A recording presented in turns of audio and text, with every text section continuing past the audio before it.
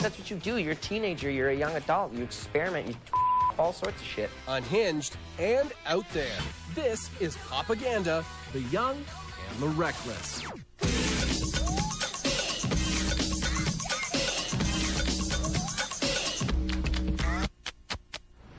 Smells like Lindsay Lohan or Britney Spears. Who cares? But everyone just wants to talk about them. People are spending too much time thinking about these. That's what you do. You're a teenager, you're a young adult, you experiment, you up all sorts of shit. But because you're in the limelight, you really get nailed to the wall for it because people want someone to be the scapegoat, and that's just the way it is. So you kind of got to deal with it. I think it's really important to always just remember to not be a dick. And every Dick and Jane can outgrow outrageous behavior. I think there's something about the music business that forces you to look for something real and attach yourself to something real, like getting married. It's almost like this kind of subconscious hunger for stability. You want something in your life that's real. Younger stars are being handed a lot more, and it seems like a lot more is accessible to them, and they probably feel like they're entitled to a lot more.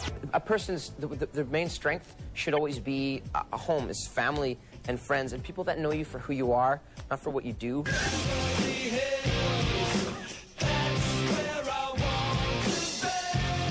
You're much more easily corruptible in a business like this, where your motives can become different and, you know, all of a sudden agendas develop. The crazy rock stars come back for more Popaganda, the young and the reckless. Egos are what makes and breaks people. And it's important to have a bit of an ego. It's important to be a bit narcissistic and have that confidence and be ambitious and say what you think. It's really important to have a reference point on reality, to have somebody that can, you know, be like, hey, you're being a total idiot. 15 minutes of fame done, and I don't care. I was just having more fun than you. I'm done. Give me water.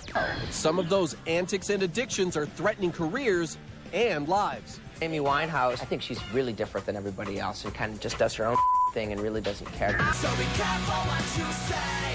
What goes up's gonna come down.